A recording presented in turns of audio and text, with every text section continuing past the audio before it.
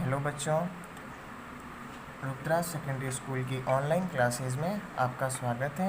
आज हम इंग्लिश का टॉपिक करेंगे सब्जेक्ट वर्ब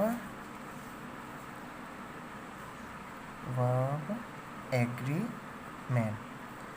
इस टॉपिक को शुरू करने से पहले मैं थोड़ी सी आपको एक सब्जेक्ट पे चर्चा करूँगा और वो है हमारा parts of speech. Subject verb agreement को समझने के पहले थोड़ा सा हम पार्ट्स ऑफ स्पीच पे नज़र डाल देते हैं। पार्ट्स ऑफ स्पीच, इसमें फर्स्ट नंबर पे होता है noun, pronoun, adjective, verb, adverb, preposition,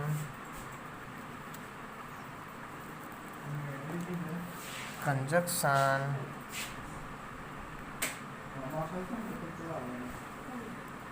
इंटरजंक्शन।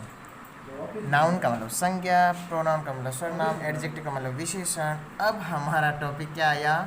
Verb. यदि हमें सब्जेक्ट वर्ब एग्रीमेंट को ध्यान से समझना है तो हमें वर्ब के बारे में जानना, वर्ब के बारे में समझना बहुत ज़रूरी है। अब यदि अपन को ये तमाम जो मैं यहाँ पे चीज़ें लिखूँ ना, तुम ध्यान से देखना। अपन को पहला तो टेंस, उसके बाद में वॉइस, उसके बाद में नरेशन, उसके बाद में models,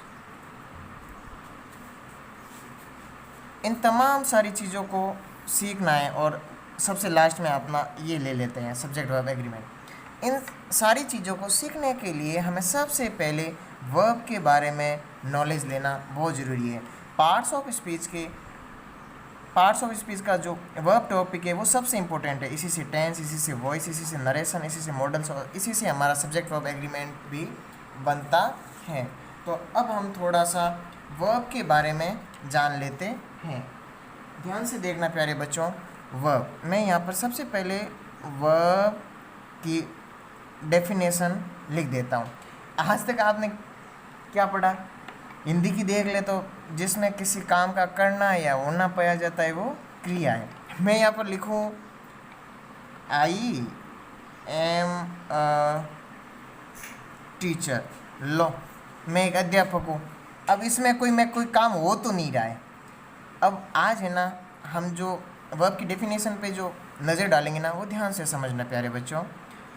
verb is a word which denotes an, अब मैं आगे वाले वर्ड लिखो, देखना, एक्शन, पोजेशन,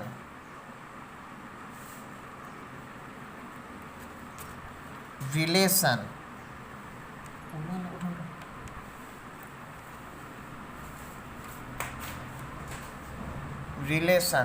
एंड स्टेट।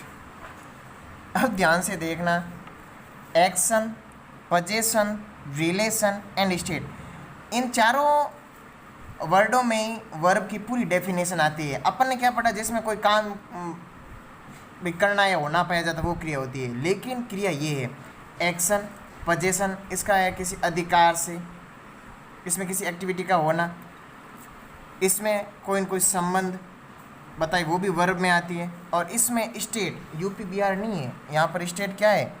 स्थिति या क्या है बेटा? अवस्था।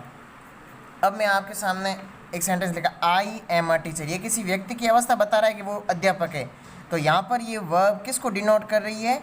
स्टेट को डिनोट कर रही है। जैसे मैं अब आपके लिए लिखूँ, यू आर अ स्टूडेंट। अब बेटा ध्यान से देखना, मैंने आपको क्या कहा था। अब आप मुझे यूँ बताओ, ये एक्शन डिनोट कर रहा है, पोजेशन कर रहा है, रिलेशन कर रहा है या स्टेट कर रहा है?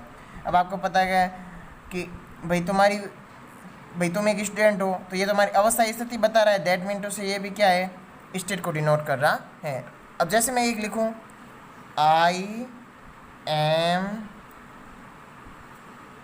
Teaching in class now. अब ध्यान से देखना बेटा, I am teaching in class, मैं क्लास में पढ़ा रहा हूँ, इसका मतलब मैं कोई न कोई एक्टिविटी कर रहा हूँ, तो ये किसके अंदर जाएगा, इसका एक्शन से बनता है। अब जैसे मैं ये लिखूँ कि आई हैव अ कार, मैंने लिखा आई हैव अ कार। अब ध्यान से देखना बच्चों, मेरे पास एक कार है, यहाँ पर कोई एक्शन हो रही है, यहाँ पर कोई रिलेशन बन रहा है, यहाँ पर कोई स्टेट बता रहा है नहीं, लेकिन यहाँ पर पोजीशन ज़रूर बता रहा है। मेरे पास एक कार है, उस कार के ऊपर मेरा अधिकार है, तो इसमें कौन सी वर्ब का, इसमें वर्ब का कौन सा पार्ट डिनोट हो रहा है, पोजीशन हो रहा है। अब जैसे मैं एक और लिखूं कि किंग दशरथा हैड 3 क्वींस, राजा दशरथ के 3 रानियाँ थी। अब इसमें ना तो कोई एक्शन है, पोजीशन अधिकार भी हम नहीं बोल सकते कि भाई उन रानियों पे राजा का अधिकार था, लेकिन क्या रिलेशन था, संबंध तो था ही ना रानियों के साथ। तो ये कौन सी, ये वर्ब का कौन सा पार्ट डिनोट कर रहा है, रिलेशन। एक सेंटेंस और लिखूं, जैसे मैं लिखूं आई हैव अ बेबी। अब तुम ध्यान से देखना, क्या बच्चे पर मेरा अधिकार है, क्या मेरा बच्चा कोई एक्शन कर रहा है, नहीं। क्या उस बच्चे के साथ मेरा संबंध तो हो सकता है ना, वो मेरा भाई भतीजा कुछ भी हो सकता है। अब आगे देखना, जैसे आई है वो कार, मैंने ये बताया ये एक निर्जीव वस्तु है, तो इस पर एग्जैक्टली हमारा अधिकार ही होगा। अब तुम कहोगे सर इसका मतलब जो भी सजीव है उस पर हमारा अधिकार नहीं हो सकता। अब ध्यान से देखो, ऐसी बात भी नहीं है बेटा। देखना, मैं लिखूं आई हैव अ काउ, मेरे पास एक गाय है। क्या गाय भले ही सजीव है, तो यहाँ पर क्या कोई गाय के साथ रिलेशन थोड़ी है, कोई मेरा रिश्ता थोड़ी है। क्या गाय के ऊपर मेरा अधिकार है, बिल्कुल है। तो ये वाक्य किसके अंदर आएगा, पोजीशन के अंदर आएगा। अब इसमें ये कोई कंपलसरी नहीं है कि बेटा कि आप कि भाई जो सजीव है उसके साथ आपका कोई कोई संबंध होगा, नहीं। इस इतना कॉमन सेंस हमें खुद को भी होना चाहिए। थोड़ा सा वर्ब के बारे में और जाने क्या, चलो देखते हैं। वर्ब, एक मैं लिखूं मेन वर्ब, दूसरी मैं लिखूंगा हेल्पिंग वर्ब। अब मेन वर्ब इसके और नाम बताऊं, जैसे ऑर्डिनरी वर्ब, इसको मेन वर्ब को ऑर्डिनरी वर्ब भी बोलते हैं, एक बोलते हैं प्रिंसिपल वर्ब, और अपनी राजभाषा में देखें तो इसको बोला जाता है मुख्य क्रिया। क्या यहाँ तक कोई समस्या? अब आगे देखो हेल्पिंग वर्ब। हेल्पिंग वर्ब का अपन दूसरा नाम लें तो ऑक्सिलरी वर्ब, और इसको हिंदी में कहते हैं बेटा सहायक क्रिया। क्या यहाँ तक कोई समस्या, समझ आ रहा है? अब जैसे मैं एक थोड़ा सा है ना आपको वर्ब की फॉर्म के बारे में बता देता हूँ, ये भी आपको सब्जेक्ट वर्ब एग्रीमेंट पढ़ने से पहले जानना होगा। वर्ब की फर्स्ट फॉर्म, वर्ब की second form, third form, fourth form, fifth form. Verb की फर्स्ट फॉर्म जो होती है ना वो प्रेजेंट में भी यूज़ होती है, पास्ट में भी यूज़ होती है, एंड फ्यूचर में भी यूज होती है। बट वर्ब की जो सेकंड फॉर्म है ना वो ओनली फॉर सिंपल पास्ट में ही यूज होती। ये आपको ध्यान रखना, इतना कॉमन सेंस होना चाहिए। यदि आप इंग्लिश को यदि ढंग से जानना चाहते हो ना तो ये सारी बातें आपके जहन में होनी चाहिए। अब वर्ब की थर्ड फॉर्म, वर्ब की थर्ड फॉर्म केवल 2 जगह इंडिकेट होती है, जिसमें फर्स्ट होता है प्यारे बच्चों, एक तो पैसिव। पैसिव का कोई भी सेंटेंस होगा ना उसमें हमेशा आपको वर्ब की कैसी फॉर्म मिलेगी, थर्ड। आप जहाँ कहीं भी थर्ड फॉर्म देखो, आप इतना अपने माइंड में नोटिस कर लेना कि या तो ये पैसिव का सेंटेंस है या फिर किसी न किसी परफेक्ट का है, भले प्रेजेंट परफेक्ट और पास्ट जो भी है, परफेक्ट टेंस का सेंटेंस हो सकता है।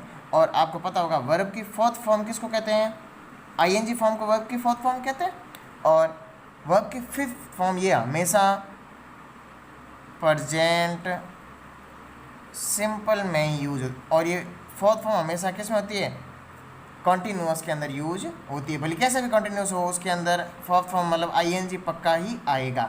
और वर्ब की फिफ्थ फॉर्म हमेशा केवल और केवल प्रेजेंट सिंपल में यूज होगी, और वो वर्ब की फिफ्थ फॉर्म है एस या ई एस।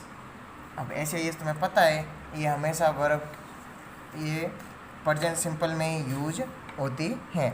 अब जैसे मैं आपको ये बताऊं, एक सेंटेंस लिखूं, आई हैव ईटन फूड। यहाँ पर आपने हैव देख के पहला दिमाग ये लगाया, ये किसी न किसी प्रेजेंट टेंस का ही सेंटेंस होगा। अब आपको ये कैसे पता चलेगा कि ये किस टेंस का है, जो ही आपने वर्ब की थर्ड फॉर्म को देखा आपका ध्यान ऑटोमेटिक यहाँ जाएगा कि थर्ड फॉर्म या तो पैसिव में आती है या परफेक्ट में आती है। हैज हैव हेड में से कोई ना कोई जुड़ा हुआ है, अब हैज हैव है तो ये प्रेजेंट है, और वर्ब की थर्ड फॉर्म है तो ये परफेक्ट है। अब ये प्रेजेंट परफेक्ट टेंस बन गया। अब मैं आपके सामने एक और सेंटेंस लिखूं, उसको आप ध्यान से देखना, आई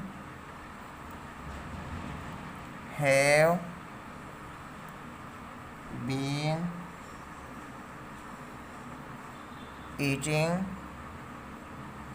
फूड सिंस मॉर्निंग। अब प्यारे बच्चों ध्यान से देखना, ये हैव है, दैट मीन टू से ये किसको डिनोट कर रहा है, प्रेजेंट को डिनोट कर रहा है ना पक्का। बीन कौन सी फॉर्म है, वर्ब की third form, that mean to say ये किसको, ये परफेक्ट को डिनोट कर रही है।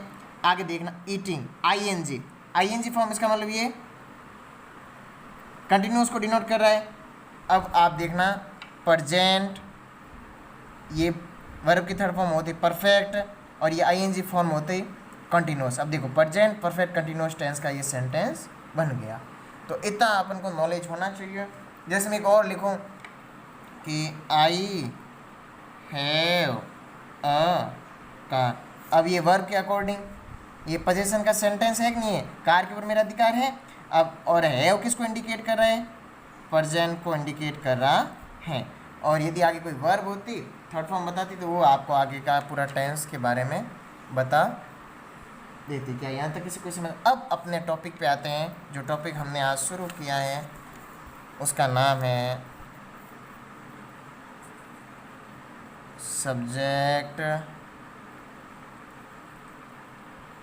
Verb agreement. अपने यही टॉपिक शुरू किया ना। फर्स्टली तो इसके अदर नाम देखते हैं, कॉनकॉर्ड, इसको एक और भी बोल सकते हैं, उसको क्या कहते हैं, हाँ coordination,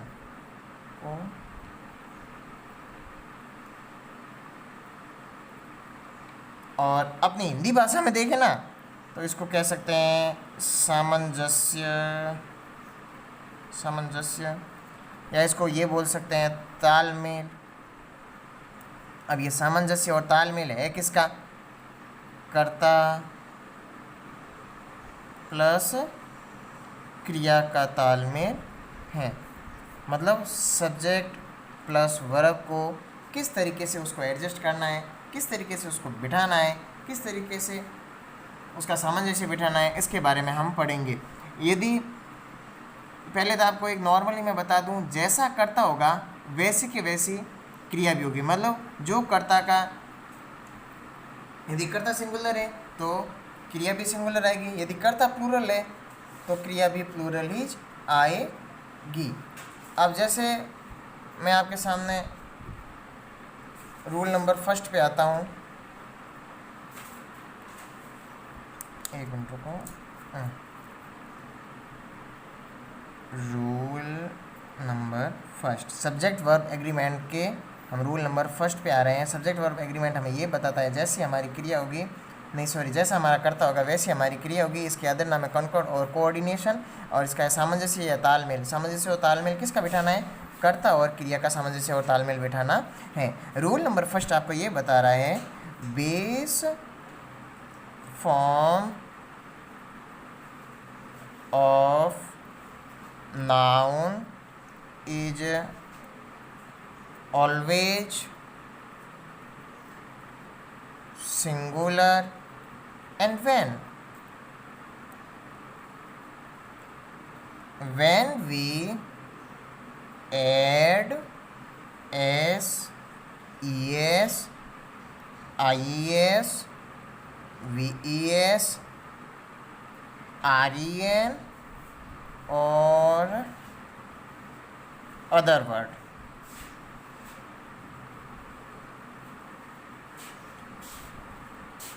later to it will convert into plural form। और लो, इंग्लिश है, समझ नहीं आया होगा। अब आप ये सोच रहे हो सर जी हिंदी में बता दो। भैया एग्ज़ाम तो जो आपका आएगा ना, एग्ज़ाम में जो पेपर आएगा वो पूरा का पूरा इंग्लिश में होगा, वहाँ पर हिंदी कोई भी नहीं बताने वाला। लेकिन चलो फिर भी मैं आपको बता रहा हूँ। बेस फॉर्म, बेस फॉर्म को हिंदी में कहते हैं बेटा आधार रूप। आधार रूप ऑफ नाउन किसका? मैंने क्रिया का नहीं बोला है, मैंने नाउन का बोला है। यदि नाउन का आधार रूप हमेशा हमेशा किस में होता है? सिंगुलर में। And when will we add, और हम उस नाउन के साथ S, E S, I S, V E S, R E N और कोई अदर वर्ड जोड़ते हैं तो वो लेटर किस में कन्वर्ट हो जाता है? प्लूरल फॉर्म में कन्वर्ट हो जाता है। अब जैसे मैं आपको यूँ बताऊँ, ये देखो बॉय, कोई ना कोई नाउन है। अब इसका ये बॉय आधार रूप में ऑलवेज मतलब ये हमेशा किस में होता है? सिंगुलर में होता है। अब देखो जो ही मैं इसके साथ क्या ऐड किया? एस, ये किस में बन गया? प्लूरल बना। क्या ये प्लूरल बना? अब आगे आप और देखो बेबी। अब बेबी कोई न कोई नाउन है, जो ही मैं इसके साथ आई एस जोड़ा, क्या ये प्लूरल बना? तो हमेशा नाउन उसका आधार रूप बेस फॉर्म कैसी होती है? सिंगुलर। ये अपने जीवन में याद रखना। कोई भी आपको पूछ ले कि नाउन की बेस फॉर्म क्या है, तो आपको फटाक से आंसर देना है कि हमेशा नाउन की बेस फॉर्म होती है सिंगुलर फॉर्म ही होती है। जैसे नाइफ। अब इसको मैं यदि प्लूरल में कन्वर्ट करूंगा, अब नाइफ की जो मीनिंग है ये बेस फॉर्म में सिंगुलर है, और जो ही मैंने इसके साथ वी एस ऐड किया तो ये प्लूरल बन गया। जैसे मैं एक और, जैसे अभी यहाँ पे मैंने एक अदर वर्ड ऑप्शन लिखा है, मैंने लिखा मैन, सिंगुलर है, इसको जो ही प्लूरल बनाना है तो एम ई एन। तो अब आपको ये याद रखना है, कोई भी आपको पूछ ले कि नाउन की बेस फॉर्म कैसी होती है तो आपको फटाक से आंसर देना है सिंगुलर होती है। यदि उसके साथ S, E S, I S, V E S, R E N और अदर वर्ड ऐड करेंगे तो वो किस में कन्वर्ट हो जाएगा? प्लूरल में कन्वर्ट हो जाएगा। ये अपन का रूल नंबर फर्स्ट बता रहा था। अब आते हैं रूल नंबर सेकंड पे। आओ, रूल नंबर बच्चों दिख तो रहा है ना आपको? नहीं दिखे तो बता देना। Unique base form of verb is always in plural form and when we add s, es to it, it will convert into singular. अब देखो, base form of verb is always plural, base form of noun is always singular. जैसे कि जैसे हमेशा जो verb का आधार रूप होता है, वर्ब का जो बेस फॉर्म होता है, वो हमेशा कैसा होता है प्यारे बच्चों, प्लूरल में ही होता है। और जो ही हम उसके साथ एस या एस को ऐड करेंगे तो वो किसके अंदर कन्वर्ट हो जाएगा, सिंगुलर के अंदर कन्वर्ट हो जाएगा। जैसे मैं यहाँ पर ये वर्ब का बेस फॉर्म लिख रहा हूँ गो। अब तुम ध्यान से देखना, आपने जब बचपन में मीनिंग देखी तो ये गो क्या है, जाना, जाना क्या हो गई, क्रिया हो गई। अब देखना इसके साथ में जो ही एस को मैंने ऐड किया, क्या ये सिंगुलर रहा या प्लूरल, अब ये सिंगुलर बन गया। और इसका जो बेस फॉर्म है ये कैसा है, क्या ये प्लूरल फॉर्म है, तो ये आपको ध्यान रखना। मैं जैसे एक और लिखूं ईट, ईट का मतलब खाना होता है। अब ये आप ध्यान से देखना, ये कैसा है, प्लूरल है। जो ही मैंने इसके साथ एस जोड़ा, क्या ये सिंगुलर बना, तो ये चीज़ जैसे फ्लाई, उड़ना, नहीं ये प्लूरल है। और जैसे मैंने, क्या ये सिंगुलर बना। तो हमेशा दो चीज़ें यहाँ से याद रखनी है कि नाउन का बेस फॉर्म तो होता है सिंगुलर और वर्ब का बेस फॉर्म हमेशा प्लूरल ही जो होता है। ये रूल नंबर 2 भी फिनिश। अब आप, जैसे मैं अब आपको और कुछ बताऊं कि